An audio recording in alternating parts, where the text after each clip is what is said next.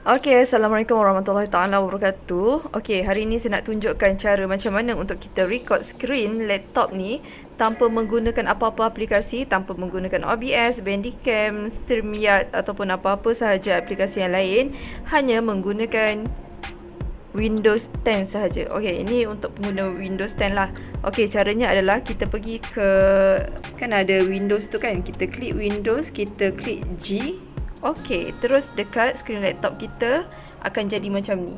Okey, kemudian kita klik ini untuk record, ini untuk suara, ini untuk screenshot. Okey. Ini dekat sini dekat sini adalah video yang kita dah pernah record dan dia akan disimpan di galeri.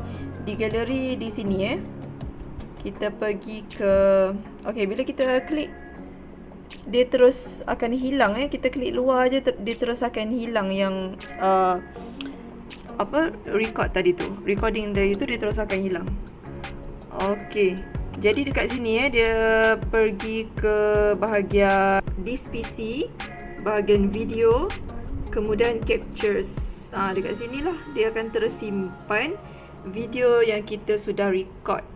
Okey, contoh saya record saya pergi semula ke Windows G. Okey, kemudian kita record. Okey, ni kita on. Bila dah record, kita just klik keluar. So hilanglah semua-semua tu. Dan dia ada dekat sini je. Dia sekarang ni dia tengah record lah. Okey, dia tengah record.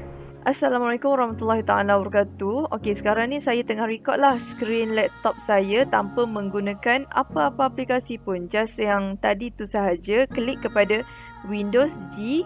Kemudian dia terus boleh record seperti ini. Sekarang ni dia tengah record lah. Okey, kita bolehlah mengajar macam biasa Kemudian kalau kita nak stop.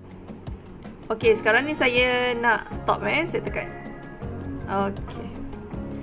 Kemudian dia akan keluar macam ni. Okey, bila dia keluar macam ni, kita klik. Dia hilang.